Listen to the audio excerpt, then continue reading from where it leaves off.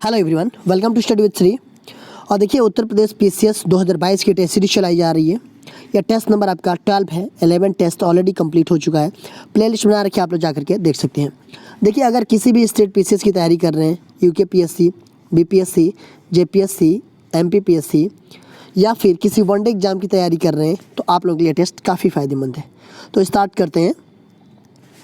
First question है, मुगल प्रशासन में मुहतसिब क्या था? पत्राचार विभाग का प्रधान, लोक आचार शास्त्र का प्रभारी अधिकारी, एक धर्म संबंधी अधिकारी और एक सैनिक अधिकारी। देखिए, मुगल प्रशासन में जो मुहतसिब था वो क्या था? तो वो जो है कि आपका था लोक आचार शास्त्र का प्रभारी अधिकारी हुआ करता था। ठीक है, बी ऑप्शन आपका सही है।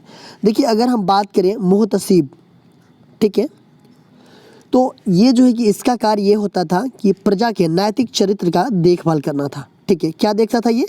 तो ये देखने के लिए जो है कि प्रजा इस्लाम के कानूनों के अनुसार कार्य करती है या नहीं, ये भी देखता था ये। ठीक है, और क्या क्या देखता था? तो मादक द्रव्यों का प्रयोग और स्त्री पुरुष की अनैतिक संबंध थे, उनको जो है कि ये रोकना भी इसका कार्य हुआ करता था। ठीक है, तो ये बी ऑप्शन आपका सही है। अखिल भारतीय मजदूर संघ Congress, all India trade union Congress के बम्बई के प्रथम अधिवेशन में अध्यक्ष थे एन.एम. जोशी, लाला लाजपत राय, S.A. डांगे, दादा भाई नौरोजी।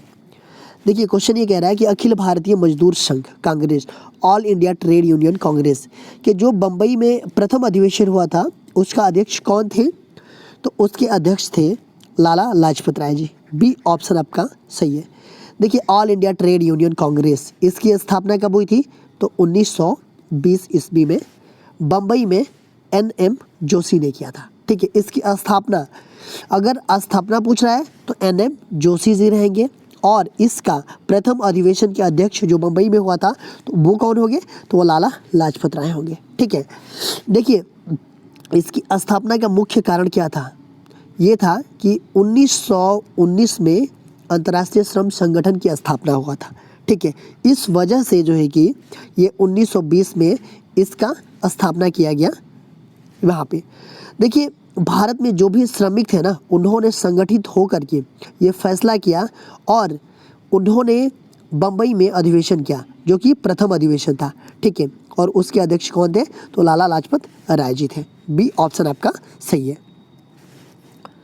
निम्नलिखित कथनों पर विचार कीजिए। हल्दी घाटी में 1576 ईस्वी में राजा भगवान दास की सेना ने महाराणा प्रताप के विरुद्ध युद्ध किया। दूसरा यह है कि मान सिंह ने 1586 ईस्वी में कश्मीर के शासक यूसुफ खां को अकबर के समक्ष समर्पण के लिए सफलतापूर्वक तैयार किया। इसमें से सही कथन कौन सा है, ये बताना है। ठीक है, तो देखिए, हल्दी घाटी का युद्ध जो है कि 18 जून 1576 में हुआ था। ठीक है, 1576 में हुआ था। और ये जो है कि मेवाड़ के महाराणा प्रताप और मुगल सम्राट अकबर की सेना के बीच लड़ा गया था। ठीक है, तो ये पहला क्या है? गलत है। दूसरा है कि मान सिंह ने 1586 ईस्वी में कश्मीर के शासक यूसुफ खां को अकबर के समक्ष समर्पण करने के लिए सफलतापूर्वक तैयार किया। देखिए, कश्मीर में यूसुफ खां का स्वतंत्र राज्य स्थापित था। ठीक है, और अकबर ने 1585 ईस्वी में मिर्जा शाहरुख जो थे और राजा भगवान दास, इनके नेतृत्व में शाही सेना पर अधिकार हेतु भेजी। ठीक है, और शाही सेना तथा यूसुफ खां के बीच एक संधि हुई, जिसमें यूसुफ ने अकबर की अधीनता को स्वीकार कर लिया था। ठीक है, तो ये भी आपका गलत है। तो इसका हो जाएगा डी ऑप्शन, न तो 1 और न ही 2। निम्न में से किस एक स्थल पर शिल्प में विष्णु का वराह अवतार दर्शाया गया है? हाथी गुम्फा गुफा भुवनेश्वर, उदयगिरी गुफा विदिशा, एलिफेंटा गुफा औरंगाबाद, एलोरा गुफा औरंगाबाद। देखिए, क्वेश्चन ये कह रहा है कि निम्नलिखित में से किस एक स्थल पर शिल्प में विष्णु का वराह अवतार दर्शाया गया है? वो कौन सा स्थल है? तो वो स्थल है आपका उदयगिरी गुफा विदिशा। ये बी ऑप्शन आपका सही है। अच्छा, विदिशा किस स्टेट में पड़ता है? आप लोग मुझे कमेंट बॉक्स में बताइएगा।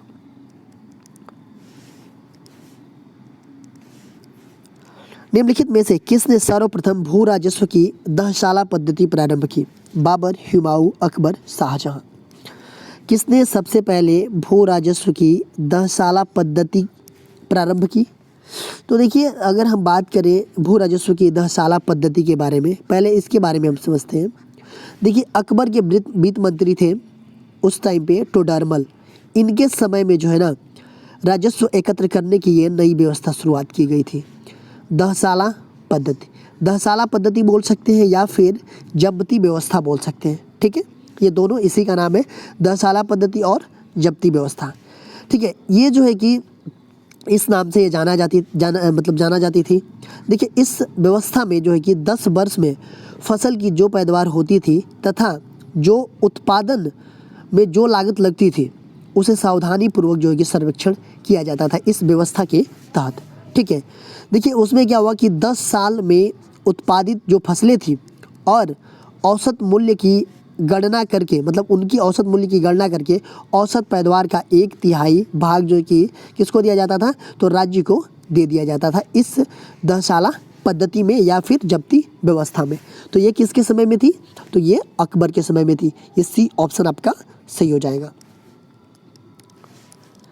निम्नलिखित पुरा स्थलों में चौकोर तथा आयताकार घरों में अवशेष कहाँ से मिले? कोल्हडीहवा, मेहरगढ़, महागढ़, चिरांद। क्वेश्चन पूछा गया है कि पूरा स्थलों में चौकोर तथा आयताकार घरों के अवशेष कहाँ से मिले हैं? तो ये मिले हैं आपके मेहरगढ़ से। ये बी ऑप्शन आपका सही है। देखिए, मेहरगढ़ कहाँ पे है? तो ये बलूचिस्तान पाकिस्तान में बेलन नदी के किनारे है। देखिए, यहाँ के लोग जो है कि गेहूँ जौ की खेती करते थे, ठीक है, और भेड़ बकरियाँ तथा अन्य जानवर भी पालते थे मेहरगढ़ में। हड़प्पा सभ्यता से प्राप्त नगरों के संदर्भ में निम्नलिखित कथनों पर विचार कीजिए। कालीबंगा और लोथल से अग्निकुंड मिले हैं। दूसरा है कि हड़प्पा, मोहनजोदड़ो और लोथल से बड़े बड़े भंडार गृह मिले हैं। उपरोक्त कथनों में से कौन से कथन सही है, ये पूछा जा रहा है। देखिए, कालीबंगा और लोथल से अग्निकुंड मिले हैं। देखिए, बिल्कुल सही है। अच्छा, कालीबंगा है कहाँ पे? तो ये आपका पड़ता है हनुमानगढ़ राजस्थान में। और लोथल कहाँ पे है?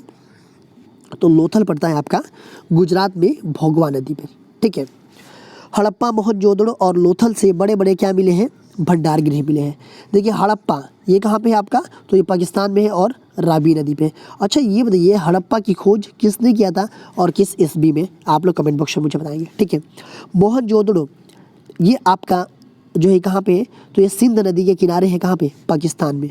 और लोथल आपको बता ही दिया कहाँ पे है? गुजरात में भोगवा नदी पे। तो ये दोनों सही है आपके, ठीक है। तो 1 और 2 दोनों सही हो जाएंगे। सी ऑप्शन आपका सही हो जाएगा।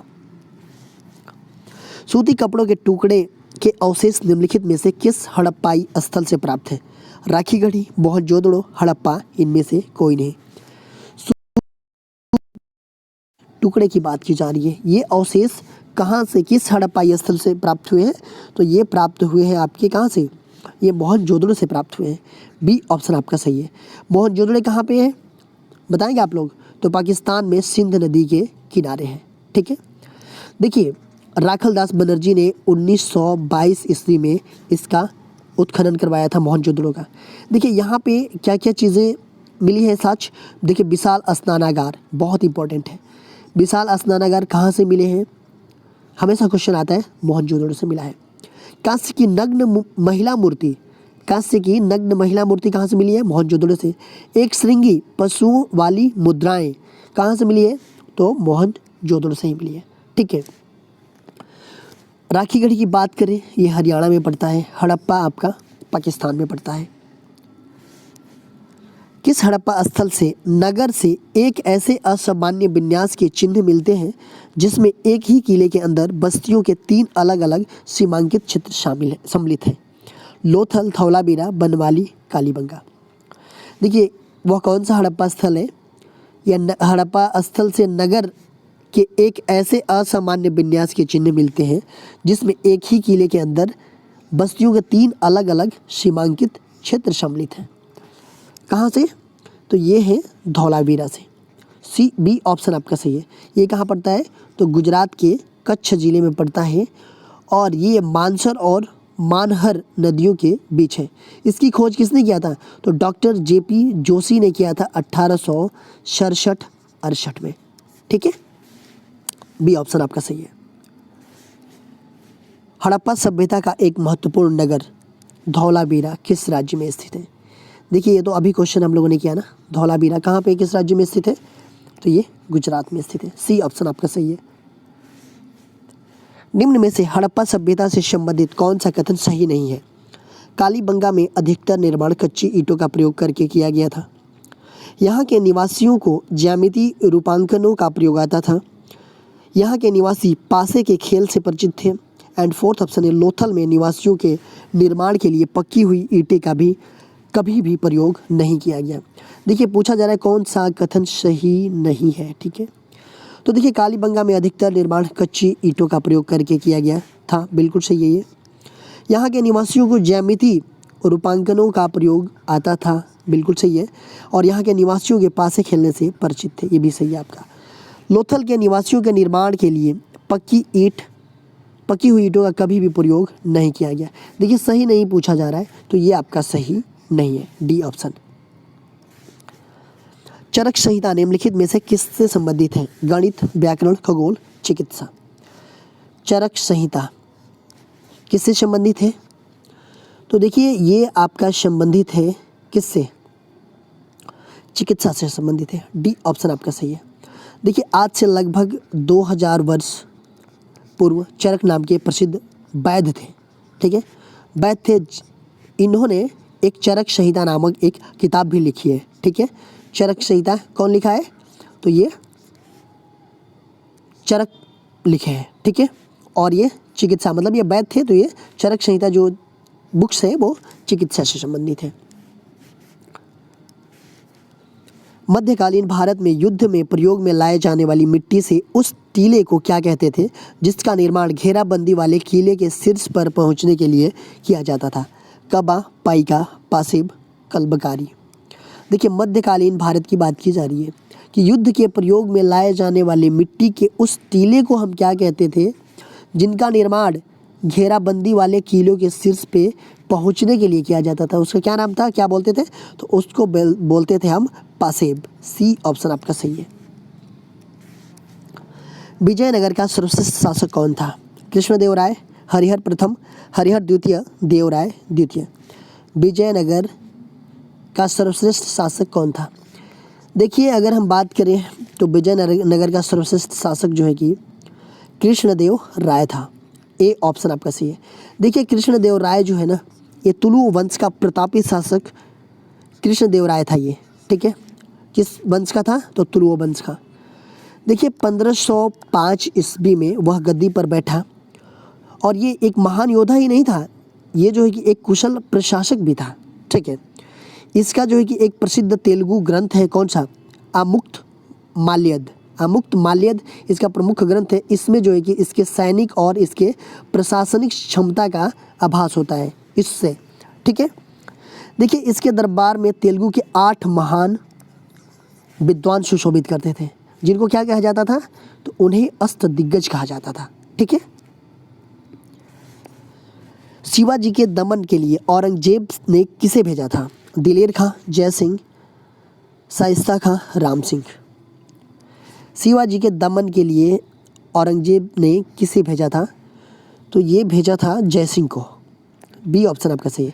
देखिए दक्षिण के सूबेदार शाइस्ता खां को पराजित होने के बाद 1665 ईस्वी में औरंगजेब ने राजा जय सिंह को दक्षिण का सूबेदार नियुक्त किया। ठीक है, इन्होंने पुरंदर की नाकेबंदी करने और अपने सैनिक अभियान का मोर्चा खोल दिया। ठीक है, इन्होंने, और ये महीनों तक प्रतिरोध करने के बाद से क्या हुआ कि शिवाजी को आत्मसमर्पण करने के लिए ये बाध्य कर दिया। ठीक है, और शिवाजी ने क्या किया कि 1665 ईस्वी में पुरंदर की संधि कर ली। पुरंदर की संधि 1665 ईस्वी में। ठीक है, अलाई दरवाज़ा का निर्माण किसने करवाया? अकबर, शेरशाह, अलाउद्दीन, बाबर। अलाई दरवाज़ा का निर्माण किसने करवाया? तो ये करवाया अलाउद्दीन खिलजी ने। सी ऑप्शन आपका सही है। देखिए 1310 ईस्वी से 11 ईस्वी के बीच ये बन करके पूरा हुआ। ठीक है, अलाई दरवाज़ा। अच्छा, ये अलाई दरवाज़ा है कहाँ पे, आप लोग कमेंट बॉक्स में मुझे बताइएगा। ठीक है। फतेहपुर सिकरी का निर्माण किसने करवाया? अकबर, शेरशाह, जहांगीर, शाहजहां। फतेहपुर सिकरी का निर्माण किसने करवाया? तो इसका निर्माण जो है कि अकबर ने करवाया। ए ऑप्शन आपका सही है। देखिए, फतेहपुर सिकरी ये आगरा से 26 मील की दूरी पर स्थित है और 1569 से 1584 के बीच जो है कि अकबर की राजधानी भी रही है। ठीक है, और जिस टाइम पे अकबर की राजधानी ये रही उस टाइम पे मतलब 1571-72 के समय में बहुत सारे निर्माण हुआ। क्या क्या निर्माण हुआ? देखिए, दीवाने आम, दीवाने खास, पंचमहल, जोधा भाई का महल, बिरबल का महल, जामा मस्जिद, बुलंद दरवाज़ा, शेख सलीम चिश्ती का मकबरा, ये सब 1571 से 72 के बीच में इन सब का निर्माण हुआ। ठीक है। अस्थिर विनिमय दर को क्या कहा जा सकता है? वास्तविक विनिमय दर, लचीली विनिमय दर, स्थिर विनिमय दर, नियंत्रित विनिमय दर।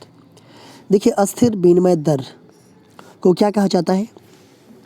इसको लचीला विनिमय दर कहा जाता है। ठीक है, बी ऑप्शन आपका सही है। देखिए, होता क्या है ये, जब विनिमय दर को बाजार की शक्तियों के द्वारा निर्धारित किया जाता है तो उसे हम अस्थिर या लचीला विनिमय दर कहते हैं। ठीक है, और यदि विनिमय दर को किसी देश की सरकार के द्वारा नियंत्रित किया जाता है तो उसको हम क्या कहते हैं? तो नियंत्रित विनिमय दर कहते हैं। ठीक है। निम्नलिखित में से विश्व बैंक की कौन सी संबद्ध संस्था विश्व के निर्धनतम राष्ट्रों को गरीबी उन्मूलन हेतु सहायता प्रदान करती है? अंतर्राष्ट्रीय वित्त निगम, बहुपक्षीय निवेश गारंटी एजेंसी, अंतर्राष्ट्रीय मौद्रिक कोष, अंतर्राष्ट्रीय विकास संघ। देखिए, निम्नलिखित में से विश्व बैंक की कौन सी संबद्ध संस्था है जो कि विश्व के निर्धनतम राष्ट्रों को गरीबी उन्मूलन हेतु सहायता प्रदान करती है? तो वो संस्था है आपका अंतर्राष्ट्रीय विकास संघ। देखिए, इस संस्था का उद्देश्य क्या है कि विकसित जो विकासशील देश है ना उसमें आर्थिक विकास को प्रोत्साहित करना। दूसरी बात यह कि उत्पादकता में वृद्धि करने तथा जो देश के अल्प विकसित हैं उन देशों में जीवन स्तर को ये उन्नत करना इसका उद्देश्य होता है। ठीक है।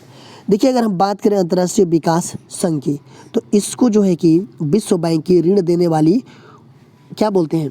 तो ये उदार खिड़की कहा जाता है इसको। ठीक है, विश्व बैंक की ऋण देने वाली उदार खिड़की कहा जाता है इसको, अंतर्राष्ट्रीय विकास संघ को। भारत का आर्थिक सर्वेक्षण कौन प्रकाशित करता है? वित्त मंत्रालय, CSO, सांख्यिकी विभाग, आर्थिक मामलों के विभाग। देखिए, भारत का आर्थिक सर्वेक्षण कौन प्रकाशित करता है?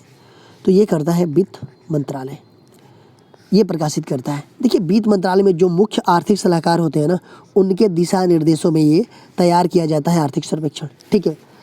देखिए, आर्थिक सर्वेक्षण एक दस्तावेज होता है जिसमें विगत वर्षों में आर्थिक विकास के क्षेत्र में जो उपलब्धियां प्राप्त हुई होती है और भविष्य की जो भी योजनाएं होती है उनकी रणनीति का प्रारूप प्रस्तुत किया जाता है। ठीक है, आर्थिक सर्वेक्षण में, और ये जारी करता है वित्त मंत्रालय। देखिए, कल क्वेश्चन पूछा गया था आप लोगों से, इसका आंसर कमेंट बॉक्स में देना था कि बहमनी राज्य की राजधानी का गुलबर्गा से बिदर स्थानांतरण किसके काल में हुआ? शमसुद्दीन दाऊद, ताजुद्दीन फिरोज, गयासुद्दीन तामताम, शिहाबुद्दीन अहमद प्रथम।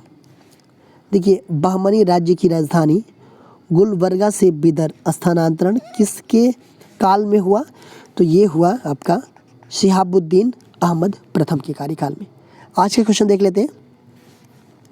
इंदिरा गांधी राष्ट्रीय मानव संग्रहालय कहाँ स्थित है? लखनऊ, कलकत्ता, दिल्ली, भोपाल। इंदिरा गांधी राष्ट्रीय मानव संग्रहालय कहाँ पे स्थित है ये आप लोग हमें कमेंट बॉक्स में बताइएगा। इसका आंसर मैं नेक्स्ट वीडियो में बताऊंगा। देखिए, अगर आप हमें इंस्टाग्राम पे फॉलो करना चाहते हैं तो इंस्टाग्राम पे हमारी आईडी है स्टडी विद श्री 25। फेसबुक पे एक मेरा पेज है स्टडी विद श्री के नाम से, और फेसबुक पे एक मेरा ग्रुप है UPPCS BEO RO करके। ये टेलीग्राम का लिंक है। इन सब सारी जगहों पे भी आप ज्वाइन हो जाइए। इन सब सारी जगहों पे भी स्टडी से रिलेटेड चीज़ें पोस्ट की जाती है जिससे आप लोगों को फ़ायदा पहुंच सकता है। दोस्तों, अगर वीडियो अच्छी लगती है तो आप लोग लाइक किया कीजिए, कमेंट्स किया कीजिए और अपने दोस्तों में ज़रूर शेयर किया कीजिए। अगर वीडियो अच्छी नहीं लगती है तो आप लोग डिसलाइक कर दिया कीजिए और कमेंट बॉक्स में मुझे बताइए कि डिसलाइक क्यों किया। वीडियो देखने के लिए धन्यवाद।